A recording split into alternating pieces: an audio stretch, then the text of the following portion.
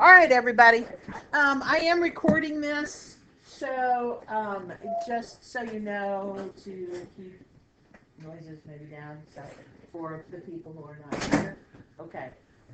We are going to move forward today, and hopefully by the time we are done in the next 2 weeks, we will have finished all of the Constitution.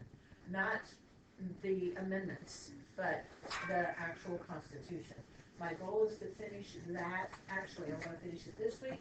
We will do some review, and you'll have a test then next week. We will then have time for review, and then the following week we will have of course, an exam. My plan is to take the study guides that I've prepared for the other tests, to combine those and create a study guide for you on, and then for your preparation for the exam. Okay? So we've got a test coming, as well as then it's the third week and exam. Okay? So that's the process. Any questions about what we're going to be doing? All right, so what I want to do is get started right away on Article 3. Article 2. Sorry about that. Which is all about the executive branch. So your computer should be open, and you should be finding notes for Article 2. Article 2. Sorry, that was my mistake. I said that. Find that. Now, while you're looking for those, let me share with you that I was pretty lenient on the notes that you turned in the last time. My expectation was to see that you had given me additional thoughts and ideas as we were moving through the information. Some of you did a terrific job at that. Some of you gave me a little bit. And I just decided, because it was new and we were just kind of getting our feet wet with this style, that I wouldn't do too much other than to give you full credit. However, I'm going to be much different now with Article 2. My expectation is we're going to talk about it, you're going to see the information, but as we're talking about it, you should be writing down additional notes to help you with understanding. So if you're not understanding, you better be asking me some questions so that you are clear in what the notes are showing, right? What I've created, those notes, right? Any questions about that? So I want to see. Now, do you have to go crazy and completely cover the page? Not necessary, but I do want to see some good notes here. So, does that make sense? Like, I went ahead and gave you an example again on this one that gives you a little bit more in-depth information, and that's what I'm looking for, that you're looking for depth and trying to understand. Okay? Any questions?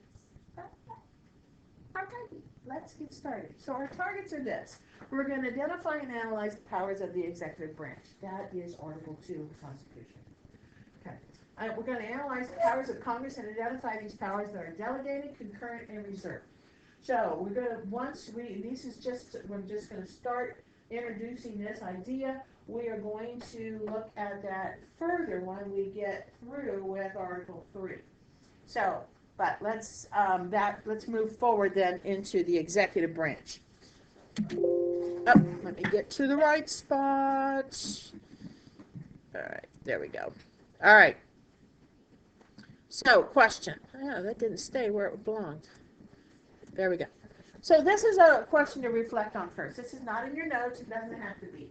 But I want you to be beginning to think about this idea of the executive branch. So here's a question. How can a president send troops to another country, essentially going to war? Remember, who's the only ones who can declare war? Congress. Good. Essentially going to war when only Congress can declare war. How is this possible? Sorry? Permission? Permission from who? Congress. Okay. No, he doesn't have to get permission from them. It was good guess. Good guess, though. Yeah, he gets to just do it. It's called It is just called that he is the commander-in-chief. We're going to see how this is possible. Okay, so let's move forward. All right, here we go. Article 2, Section 1. This is, and you already know that the job of the executive branch is to enforce the laws. That's their job. The law is created by who? Oh, come on. Who makes law? Yeah, legislative. It's Congress. Yes. All right. So, this establishes the title of chief executive. So, all right, now we know him as president, but we also need to know him also as chief executive. He is the guy who basically is in charge of running the corporation that is this company, or that is this country. If you want to call it a corporation. What's he called? Chief executive. Okay? So, chief executive, and this also, Section 1, defines the term of office for the president. It is 4 years. One term, 4 years. However, he can serve 2 terms. 2 terms is the limit. This is a term limit, and the president can only serve a total of 8 years consecutively. Okay? So, this has been a tradition. President Washington created this tradition. You serve 2 terms, you're out. And that was a tradition right up until a president who was actually elected to 4 terms. Who was that president? FDR. Sorry? Was there a question? No answer. Right. FDR. I just forgot his first name. Franklin. I only think it was Theodore. Woo! Franklin Delano Roosevelt, who was the president during what significant events? World War II. And he was also, prior to that, there was another significant event he was president of. Well, it was part of it. It's the Great Depression, and the Dust Bowl was in, yeah. So he was president during that, and that was an incredible, difficult time for not only our nation, but the world. And so he continued to run as president. There was no rule against it. However, he did die in his 4th term, just prior to the end of the war. But only actually began his 4th term. He really hadn't gone very far. But there was a realization that the tradition had been broken. And so, yes. The only reason he served more than 2 is because they didn't want to change presidents mid-war? Well, that was the thought. They wanted to make sure that, and the people were wanting him to stay. He was very well liked. He was an extremely hardworking president. He really, and the people of the nation saw him as the person that was stable throughout this whole crisis, this time of crisis. But once he was gone, there was a recognition of, that tradition has been broken, and just about anybody could be voted in. And so the Congress decided, and this is the 22nd Amendment. That's what this is, 22nd Amendment, which then establishes this limit of only 2 terms, 4 or 8 years consecutively. Okay. As part of this section 1, yes, go ahead. If you went 1 term and then someone else got elected, could you go again? Yeah. In fact, Theodore Roosevelt did that. Yeah. He actually wasn't elected, though. What he was is he was the vice president for I'm trying to remember. I want to say McKinley, but I'm not sure that's right. And McKinley was killed, and then he stepped in, and then was not going to run again. Then later he did run. So he wasn't actually voted, except as vice president. He wasn't voted as actual president. Also, if you did 2 terms, could you also get voted as vice president after the 2 question, I don't know. I never thought about that. I don't know why not. Like Hillary Clinton could have probably said, well, I'll have Bill as my vice president. Which would be a problem, though, if you think about it. If you have a president as a vice president, don't you think people would be looking at that person rather than, I don't think that would probably be a very good idea. But, I can't imagine, I am not aware of a rule that says you can't. So, okay. All right. The next thing here is this, the Electoral College. This establishes probably the most controversial issue of our Constitution. The Electoral College, you're going to hear a lot about because we're right at the beginning into the 2020 election. And how many of you are already sick of seeing the ads? Okay, just kidding. All right. So the Electoral College is a process, not a place. There is no University of Electoral. Okay. All right. It's just a name, a process. Founding Fathers established the Constitution as a compromise between the election of the president by the voting Congress, because that's what they originally wanted. Congress wanted to vote the president in. They didn't want the people to vote. Okay. But the Founding Fathers said, okay, that doesn't seem right. There needs to be a compromise, the election of the president by popular vote of qualified citizens. So they took this idea and began this idea of what's known as the Electoral College. Now I'm going to show you a video. I think it explains it better than I can. So I'm going to show you a short video. I have to kind of let you know that it is actually a freebie.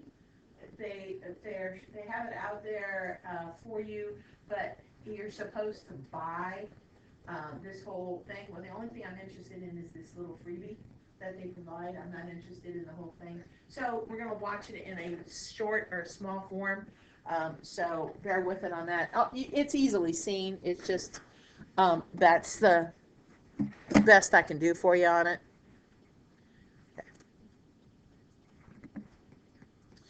All righty. Okay.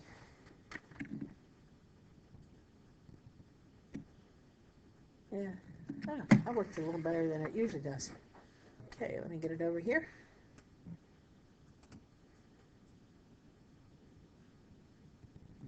All right, let's see if this rolls. Every 4 years, Americans who are 18 or older have a big responsibility. Our votes decide who becomes the President of the United States. Unfortunately, the U.S. election system isn't that simple. It's easy to imagine every U.S. citizen's vote being counted together on Election Day, but this is not the case. U.S. elections are not decided by the total or popular vote, but individual states. Let me explain. It starts with your vote. On Election Day, you'll vote for president and their vice president. You get one choice. Then, all the votes in your state are counted. The candidate with the most statewide votes becomes the candidate your state supports for president. This happens across the country until each state has selected their candidate. We end up with most of the 50 states and the District of Columbia voting to support one candidate each. But there's a problem. We can't elect a president by just counting up the choices of these states. U.S. states are different. Consider this. California has about 36 million people. Kansas has less than 3 million. We need a way for California's choice to have more influence on the election because the state has more people. The question becomes, how do we make sure each state has the right amount of influence on the election? Well, we need a way to account for the population of each state. As an example, let's consider my home state of North Carolina. Like every state, it is divided up into congressional districts that are based on population. North Carolina has 13 districts, California has 53, and Kansas has 4. When it comes to a state's influence on the election, the number of districts matters most. More population equals more districts equals more influence. The influence a state has in the election is measured by the number of electors. This number comes from the number of districts in a state plus the number of U.S. senators, which is always 2. North Carolina has 15 electors, while California has 55. When a candidate wins the voting in a state, they win that state's number of electors. That's why big, populous states can be so important to candidates. Their electors add up quickly, and the number of electors is what really matters. Here's why. If you add up the electors of all 50 states in the District of Columbia, there are 538 in total. The candidate's goal on election day is to win the majority of 538, or 270 electors. Once a candidate wins enough states to reach the 270 majority, they have won the election and become the president-elect. Yay! So, let's recap. Your vote helps your state choose a single candidate. That candidate receives all the electors from your state. The candidate who can win enough states to reach 270 total electors wins the national election and becomes the president-elect. Then, on the following January 20th, the president-elect is sworn in as the next president of the United States. And it all starts with your vote. Make it count. Oh, I'm glad you liked it. There you go. Very good. All right. That's why. Okay, so here we go. Yes. I have a question. Yeah. Why at the bottom does it say except Nebraska and Maine? Very good. I saw it. You saw that too. Okay. Nebraska and Maine are the only two that have decided that, and they did this early on. This has been tradition. They decided that, in fact, the way their electors would vote would be according to the percentage of who got what.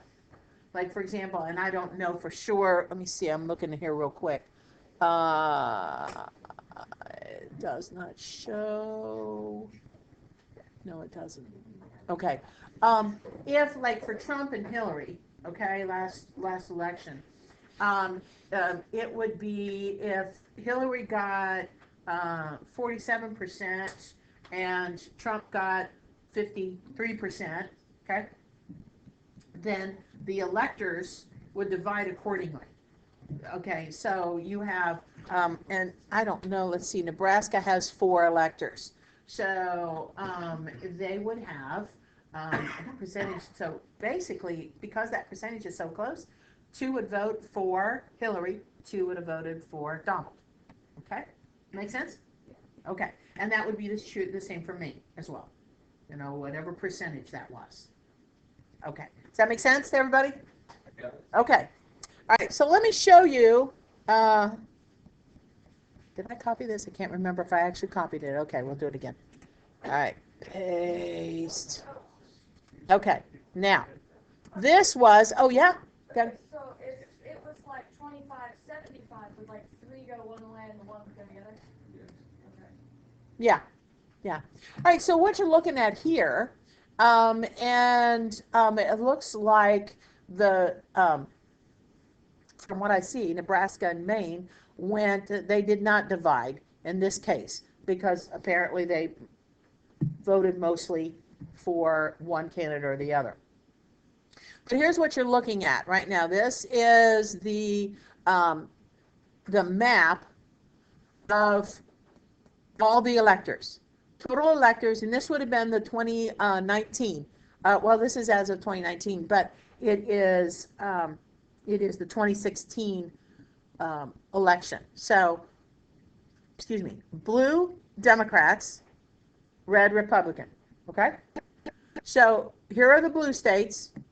Blue, blue, blue, blue, blue. So if you're looking strictly at just the color, who overwhelmingly won? Red. Right? Okay.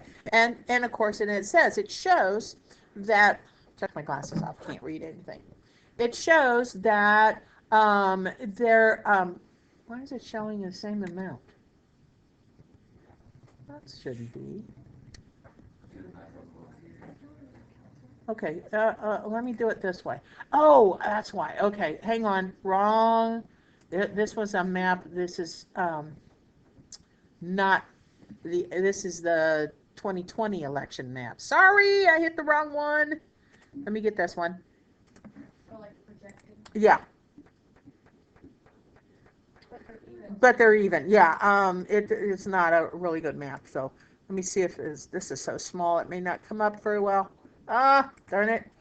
Okay. Well, you get the kind of the idea, right? You can see that the map, Clinton, 232. Remember the magic number is what? 270. 270, right. Clinton 232, Trump 306. Okay, so you can see, again, overwhelmingly red, but a lot of these states were, in fact, very small numbers, right? And so you're looking at these states, a little larger states, that had a significant number. I'm so sorry this doesn't show up any better than that.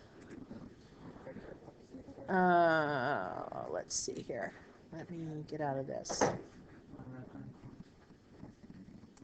All right. Darn. Let me pull this up again and see if I can get a better map to show you.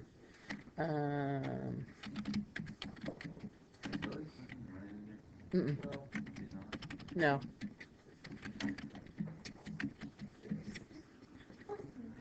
2016. That's what I asked for, 2016, and they gave me 20.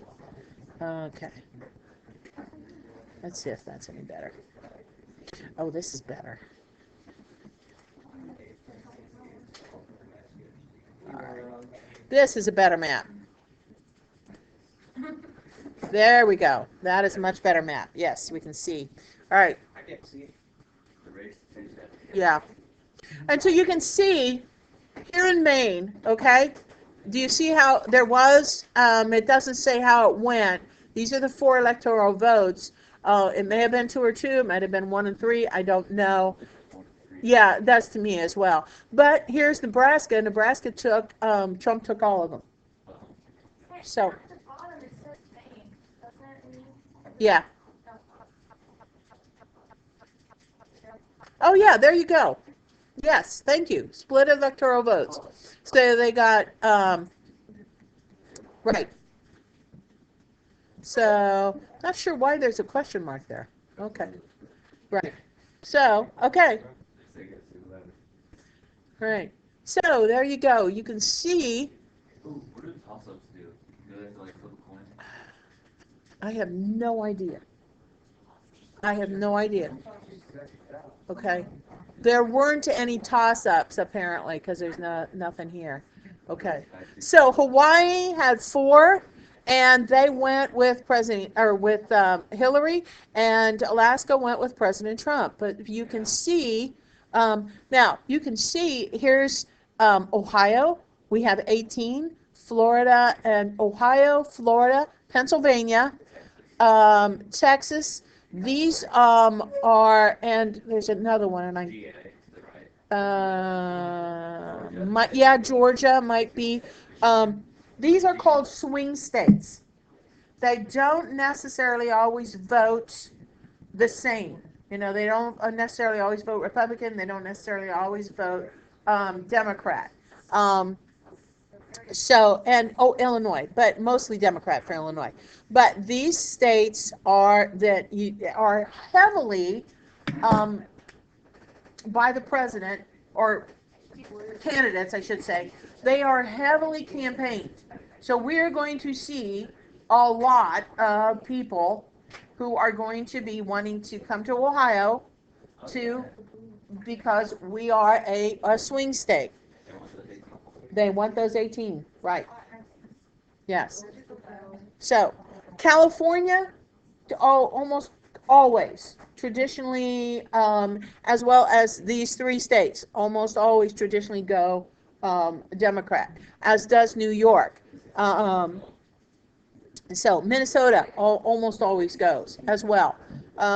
In Colorado as well. So, yeah. Okay. Most of the eastern seaboard tends to go Democrat. The Midwest through to California tends to be more Republican. Okay? All right. Now, this is, let me get out of this. Yes. I'm sorry? That's personal. That's personal. Right. That is it. And that's something that you, let me get rid of that. There we go. Still need to get rid of this one. Wowzers. Delete. There we go. That's personal. I kind of prefer to keep that to myself. Not that I'm afraid, but it is something that is your right Yeah. is important to keep. I respect. But in all honesty, as you probably hear me talk, you probably can figure out. Yeah, I So, yeah. Okay, but again, that's mine, not yours. You do what you feel. That's what's important to me, is that you guys, by the time you leave here, that you have a basic understanding of the process, that you can make your decision on your own. It's got nothing whatsoever to do with me. Okay? My job is to make sure you understand. Okay? And that's why I don't want to. It's okay. Because I don't want to influence. Okay, so we have an important then.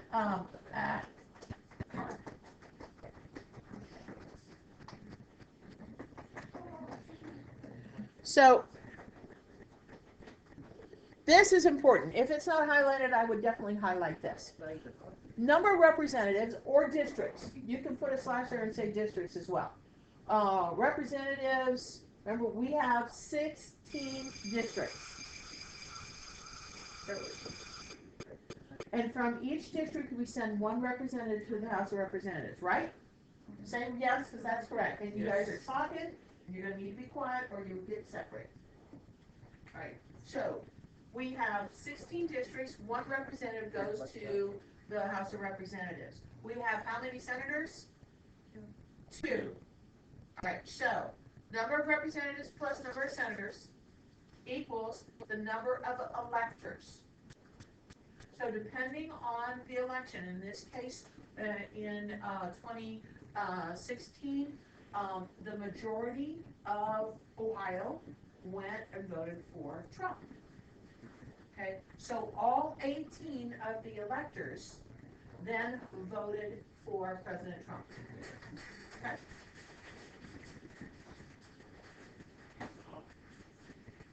So even though the electors hadn't actually gone to Washington, D.C. and cast their vote, there is the absolute expectation that those 18 will. So the official count, you don't have to remember this is just for your information. The official count for the president is not finalized until these guys go and vote. But we all know by the end of the day in November, what that will be. Okay, so it's just a formality that when these guys go, then it becomes official. Now, the Congress gets to decide when these guys come and cast their vote, right? They have a date that they set.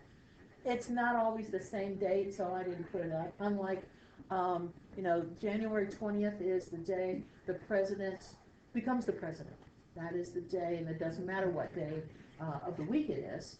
He goes, or she goes, and will then raise your hand, swear to be good and kind, and become president. Okay.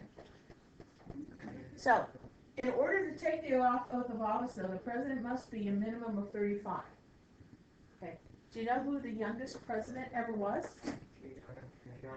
John F. Kennedy, or actually Teddy Roosevelt. Okay. They were 42. Both of them were the same age, if I remember right. Okay, one was just a bit younger than the other. Okay. Has to be a resident of the United States for at least 14 years. Okay.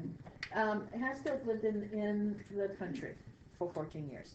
That makes it possible for somebody, like if they're a military family or have lived outside the country, then to be able to come back. But has to be a resident, has to have lived in the U.S. for a minimum of 14 years. And then here's the thing that is most significant. They must be a natural born citizen. They cannot become a citizen. They cannot have been somebody who has lived in another country, has been a citizen in another country. They cannot be that. They have to have been a natural born citizen. This was an issue with President Obama, and because of where his family was from and whether he was actually born in Hawaii or not, and that became a silly mess. So it really apparently wasn't always as obvious, but so I always hope it will. Okay, still.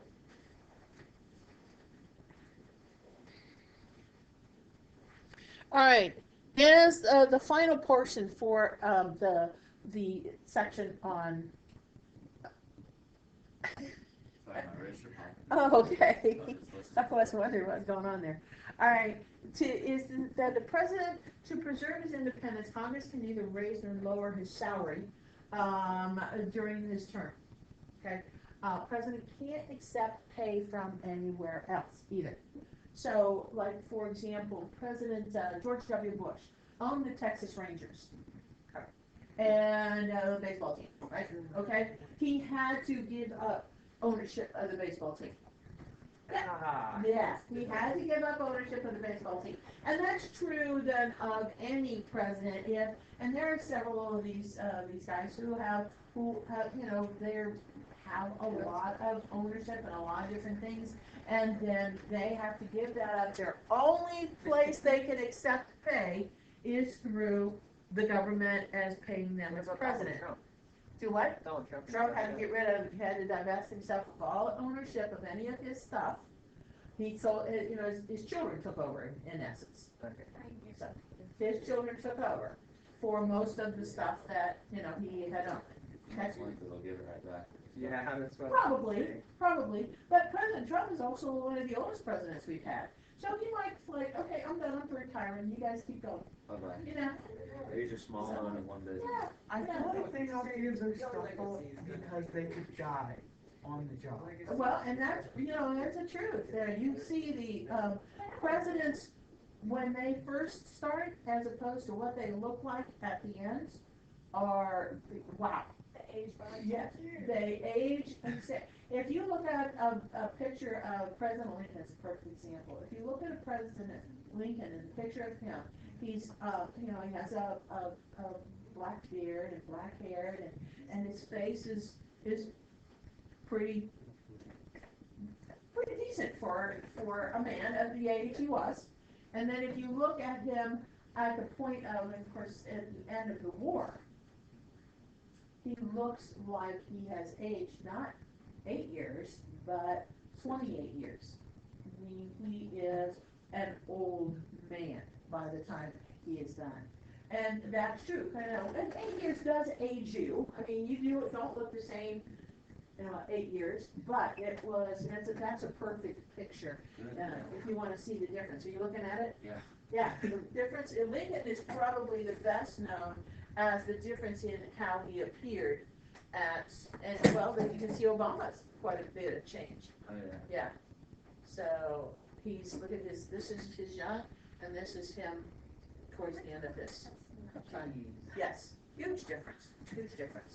So it does take a big toll on being a president. You don't come out of it, like, okay.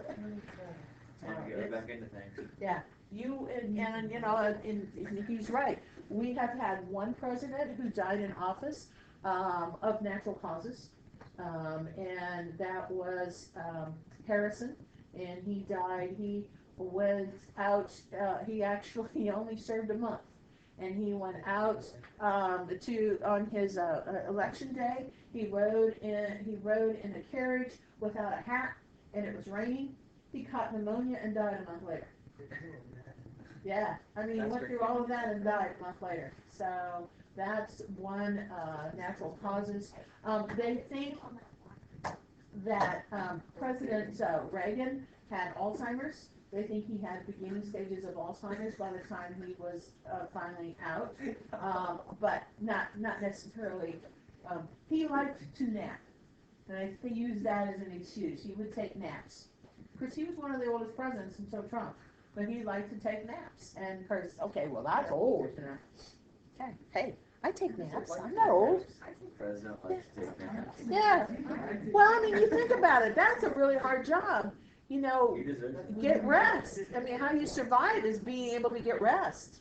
So, yeah. For 50 Cent, Trump takes naps, and it's all over the. Oh, yeah. Ten people in all places. Yeah. Okay. All right. Now, section 2. Commander-in-Chief. Now we've got a third name or a third title for the president. Commander-in-Chief. Commander-in-Chief of the military forces. He is the boss. This makes it possible for him to move troops how he liked to move troops. The Vietnam War was begun through Kennedy sending in troops to Vietnam to help them with concerns over communism. And that grew into, then eventually, we called Vietnam War. It was called, when I was a kid, it was actually called the Vietnam Conflict, because it was not an official war. All right, so President has the power, with the consent of Senate, to make treaties, appoint ambassadors and judges of the Supreme Court. And I think I added their federal judges. That's down here, but I added it up there. President has the opportunity to appoint judges positions that have been vacated because of death or for whatever reason, retirement.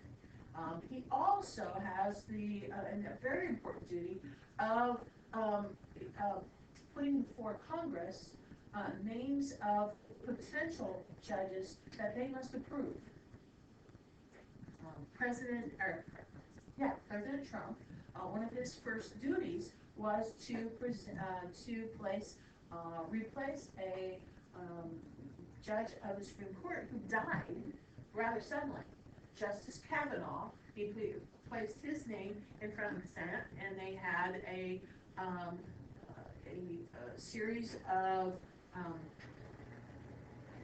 what's the word I want to use?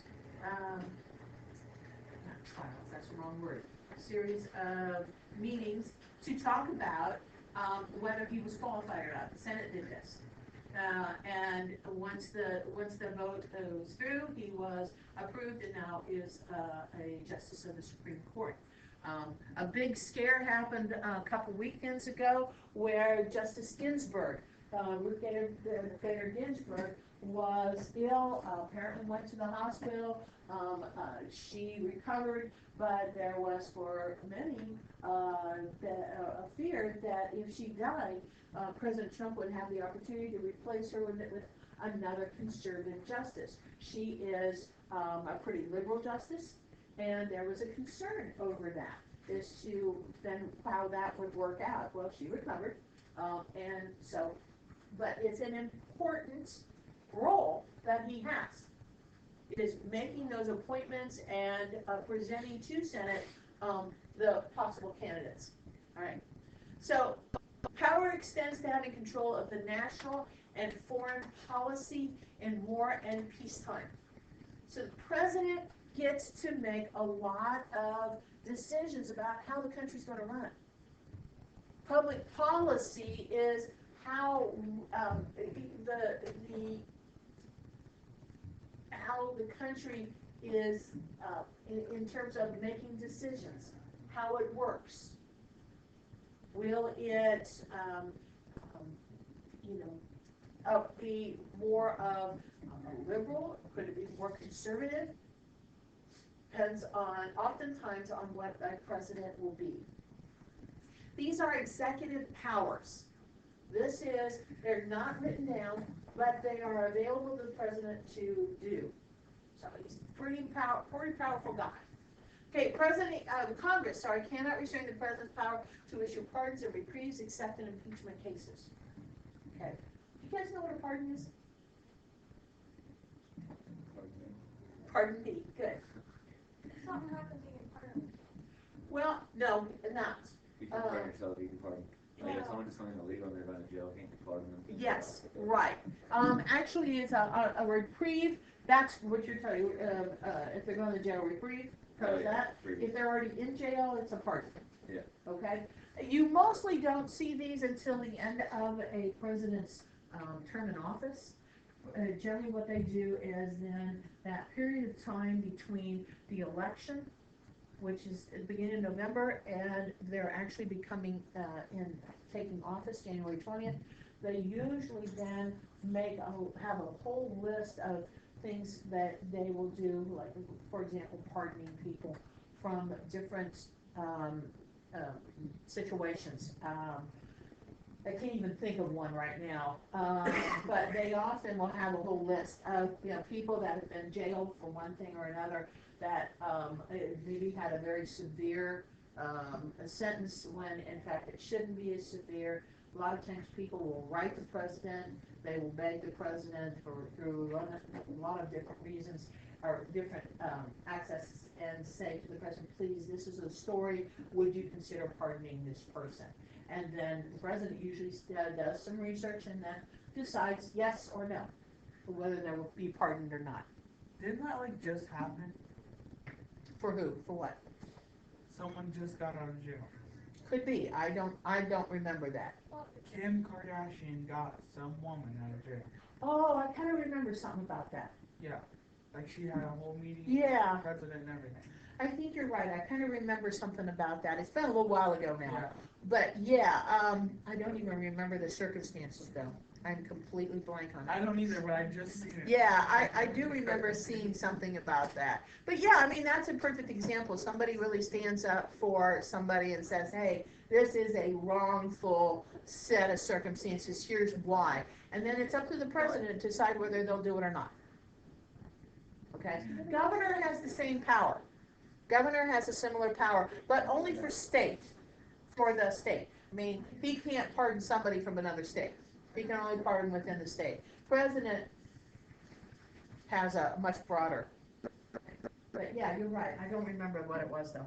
All right, the next thing is then this little deal right here. This is extremely important. Exception to, and I don't know why I wrote exception, but the executive order. This is a powerful tool by the president to make decisions and bypass, this is important, bypass the legislature. Okay? He literally can make a decision, make a law without the legislative branch. An executive order has the power of law. And the only way it can be overturned is through the Supreme Court. So, this was not used that often, and yet, up until President Obama. And Obama used it because of his frustration with Congress not getting anything done. And in particular, with Congress because as a result of the conflict over Obamacare. And it became so bad that he began to use this power, these executive orders, to make decisions without the legislative branch. What basic principle does that violate? Separation of powers. Separation of powers. Anything else? Probably. Yes, another one. Big time.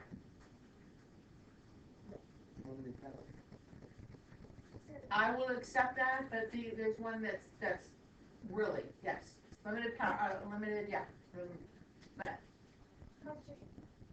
well, that's the both document. No, it's a blank and blank. Checks and balances. Yeah. By doing what he's doing, he's eliminating that possibility. He's taking out that branch, eliminating it. The one good news is, however, the Supreme Court can overrule an executive order, but it's hard to do. It's not an easy thing to do. Okay, so, do I want you to know that? Absolutely. All right, Section 3. President must deliver to Congress an annual address known as the State of the Union Address. This is given in January. At some point in January, it's usually decided by the president when that date will be. Last year, it was delayed. Can anybody remember why it was delayed? No? It was good. The State of the Union Address.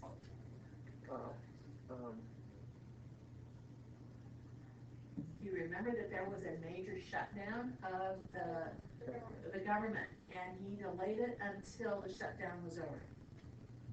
Okay. So if I remember right, I don't think he gave it until February.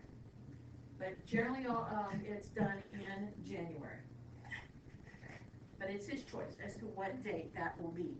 All right, I want to show you a YouTube.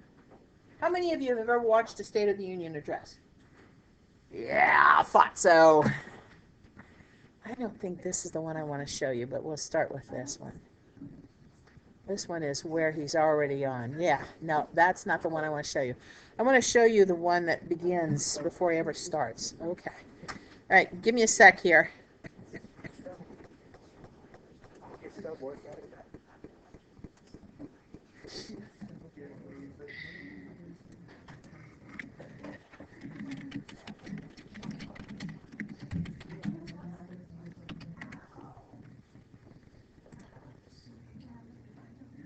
Oh, wait, YouTube. That's what I want.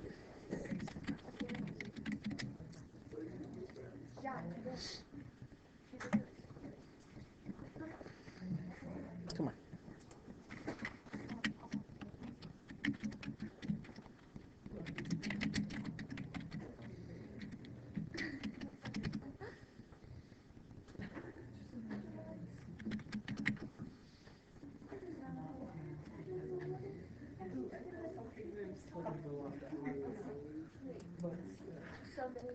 See if that goes.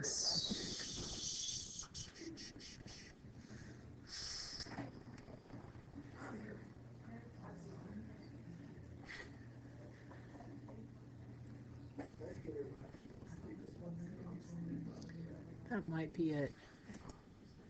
Let's see. All right, guys, I have to take this phone number, or this phone call. Hello? Yes.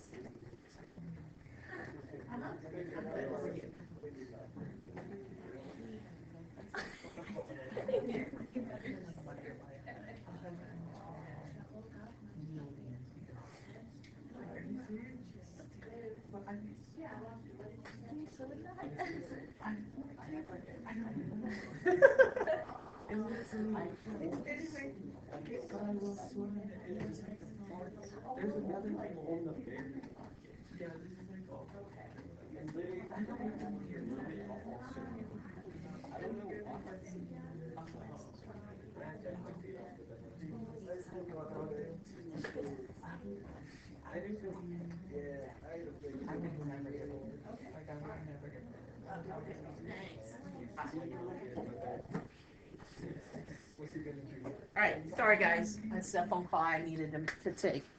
All right, hang on, let me see if this will do it. I want to see. No, I don't want to listen to you guys. I want to listen to. I want to look at.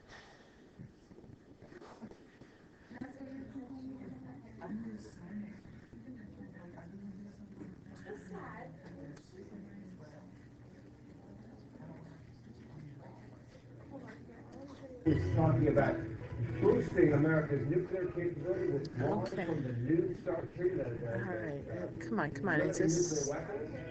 In the Middle East, he's been turning heads, turning people upside down. They can't follow, they don't know who's on the show, but they sure are fascinating. All right, here we go. This is what I want to show you. Over there across the pond, do you see the same sort of divide? No, I hate this. All they're doing is talking to themselves. Hang on. I want to do.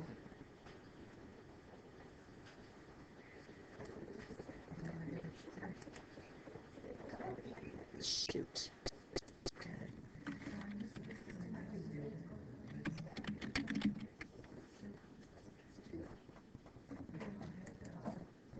Didn't mean to do that.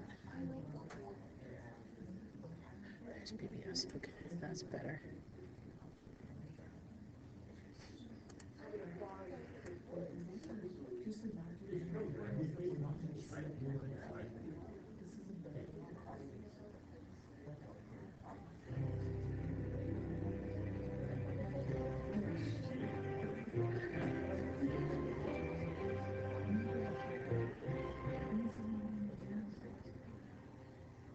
Welcome to our PBS NewsHour special live coverage of President Trump's first State of the Union address. I'm Judy Woodruff. Okay. We know who Trump really is. He's off the teleprompter. It doesn't maybe the presidential kind of sense of Trump will All stay right. for more than an hour, maybe more than a day. Hopefully I'll stop talking here. There we go. All right. This is all the pomp and circumstances these guys go through. Now, it doesn't matter whether it's Republican or Democrat, this process remains the same. See the guy in the back? Okay, they went too far. And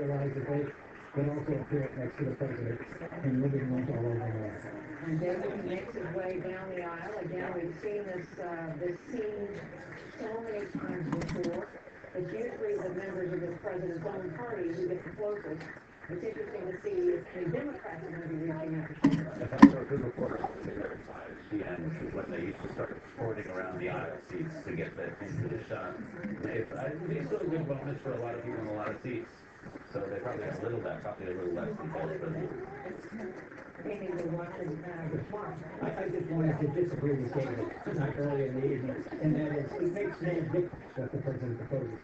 The only time it's made a difference what the president proposed was 1965, when Lyndon Johnson proposed Medicare, Medicaid, voting rights, and really changed America and federal age education. That he has 290 Democrats in the House and 68 in the Senate. Donald Trump doesn't have a governing legislative majority of coalition at this point. So he could propose joining the League of Nations, going back to the League of Nations. Wrong about that. Take that answer and keep playing it back, and people say, why isn't he getting everything through the Senate? Because you're right. Well, no, it matters tremendously within the administration, because the State of the Union is the marching orders for people within the administration. It's a great organizing document. Right. It's a great document to get listed in. And while we discuss what he is or isn't going to get done, the president is making his way down the center aisle in the House of Representatives. We're catching a glimpse. All right, these guys he's getting ready to shake hands with, they are the Supreme Court. You can tell they've got their justices' robes on. That's Chief Justice Roberts. The president is shaking hands. We see the House Majority Leader Kevin McCarthy. Now you're looking at the officials from Pentagon, yeah. members of the president's cabinet. The president seems to be moving briskly. Get this done, make the speech, stay on the teleprompter. Amy, we just, here we go. Let's listen to this just a second. Okay, now the process is what he'll do. Vice President Pence, this is, just lost his name. Paul Ryan. He will hand his speech to the Vice President as well as Paul Ryan, Speaker of the House. Okay, that's all we can do for that. But what you're looking at is, though, there's a lot of pomp and circumstance, there's a lot of expectation that when the president comes in, everybody stands. Doesn't matter what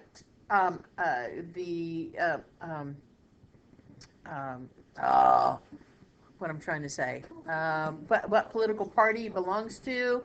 However, you will see that the opposite political party, whatever that is, will tend to snub whoever the elected president will be.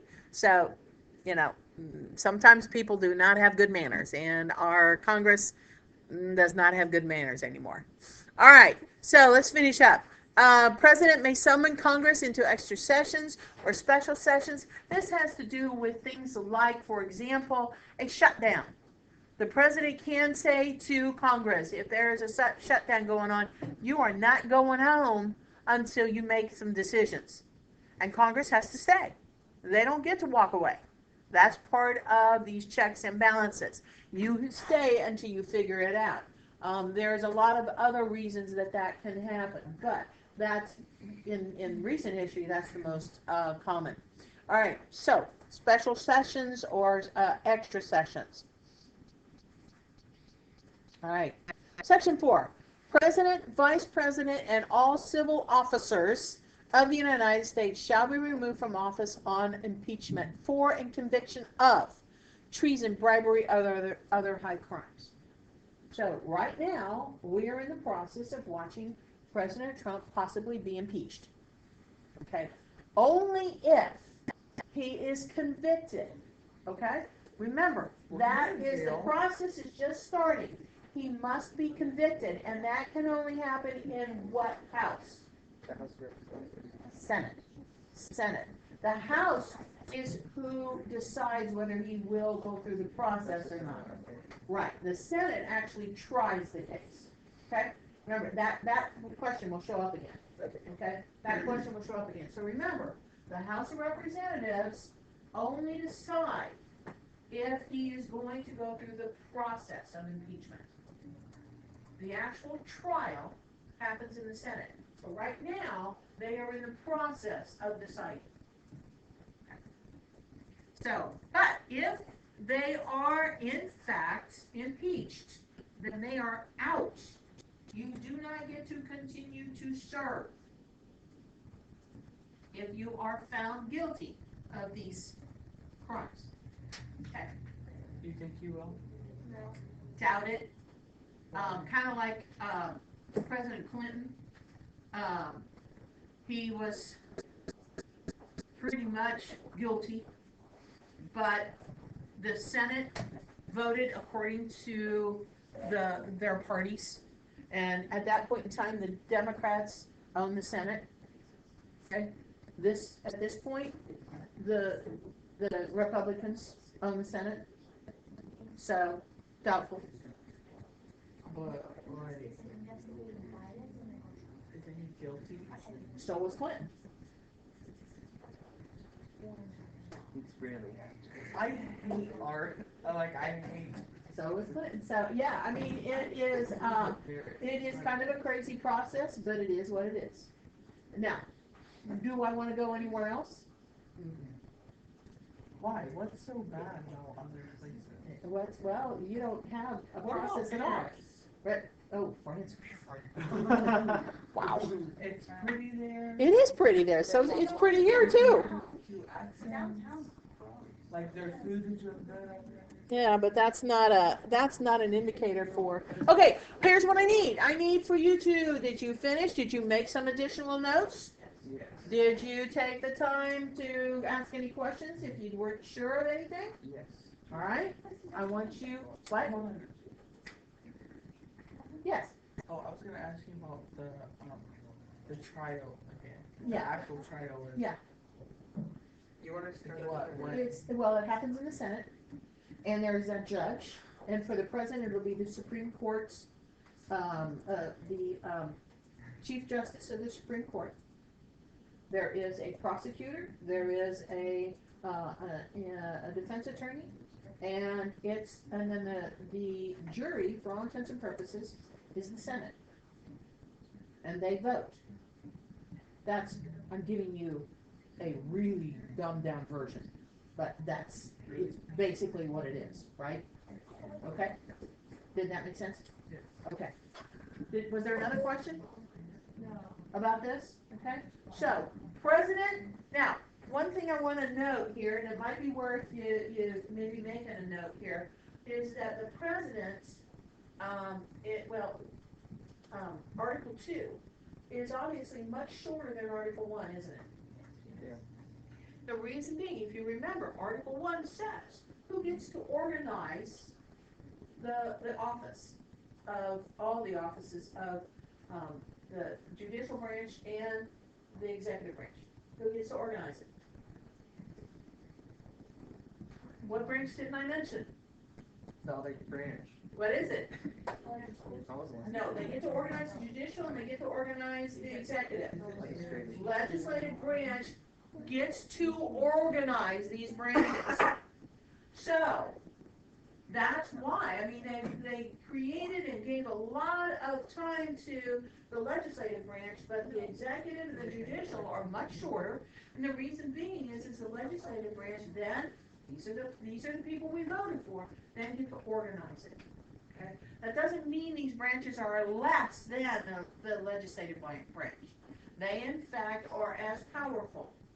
But most of the information in terms of their organization has been done outside of the Constitution. Still part of it and is law, but it is yet seen in the Constitution, and that's why you see that a pretty big difference between looking at the legislative Article 1 as opposed to Article 2 and Article 3. Okay, so I need Article 2 now uploaded. And if you haven't uploaded Article 1, you better get that done. And then I want you to go ahead and upload Article, or open up Article 3.